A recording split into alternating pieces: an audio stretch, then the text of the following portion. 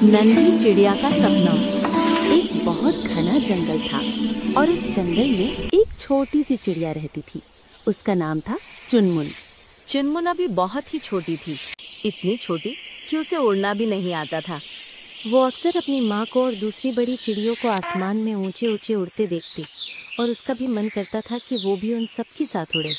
एक दिन चुनमुन अपनी माँ के पास गई और बोली, माँ मैं कब उड़ना सीखूंगी? मुझे भी आसमान में उड़ना है। माँ ने प्यार से कहा, मेरी बेटी, तुम अभी बहुत छोटी हो, लेकिन जब तुम उड़ना सीख जाओगी तब तुम भी उड़ोगी।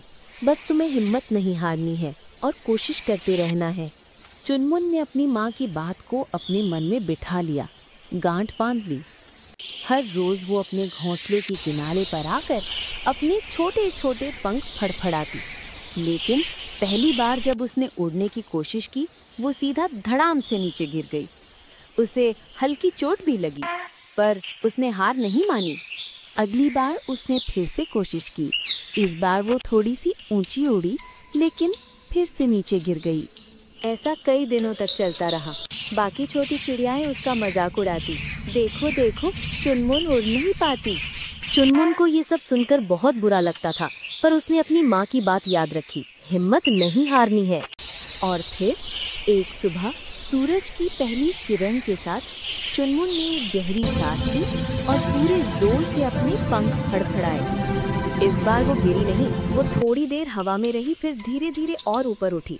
उसकी खुशी का तो ठिकाना ही न रहा। वो बादलों से बात करती और हवा के साथ दौड़ लगाती। उसका सपना सच हो चुका था। तो दोस्तों, इस कहानी से हमें ये सीख मिलती है कि कोशिश करने वालों की कभी हार नहीं होती है। अगर हम हिम्मत और लगन से कोई काम करें तो अवश्य ही सफल होंगे। सच्ची दोस्ती। एक जंगल था। उस जंगल में दो बहुत ही अच्छे दोस्त रहते थे। एक था मीकू खरगोश, छोटा और बहुत फुर्तीला, और दूसरा था भोलू भालू, जो बड़ा और बहुत ताकतवर था। फिर एक दिन जंगल में बहुत तेज बारिश हुई। नदी में बाढ़ आ गई।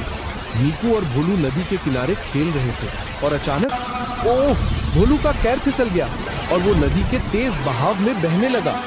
बचाओ बचाओ, भोलू चिल्लाया। उसकी आवाज पानी के शोर में डूब रही थी। मीकू घबरा गया, पर उसने हिम्मत नहीं हारी। उसने सोचा, मैं छोटा हूँ, मैं भोलू को अकेला नहीं खींच सकता, मुझे कुछ करना होगा। और फिर मीकू तेजी से दौड़ा।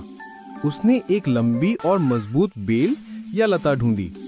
उसने फटाफट लता का एक सिरा एक मजबूत पेड़ से बांधा और दूसरा सिरा भोलू की तरफ फेंका। भोलू, इसको पकड़ो। किसी तरह भोलू ने उस लता को पकड़ लिया। अब मीकू ने अपनी पूरी ताकत से खींचना शुरू किया, लेकिन भोलू भारी था।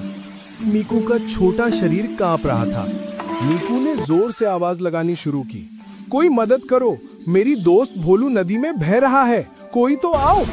मीकू की आवाज सुनकर जंगल के बाकी जानवर, हिरण, बंदर, हाथी, सब दौड़ते हुए वहां आ पहुंचे। सब ने मिलकर अपनी अपनी ताकत लगाकर उस लता को खींचा और हाँ, आखिरकार भोलू को सुरक्षित किनारे पर ले आए। भोलू ने गीले गीले मीकू को गले लगा लिया। तो दोस्तों, सच्चा दोस्त वही होता है जो मुश्किल में आपका साथ दे और मदद करे।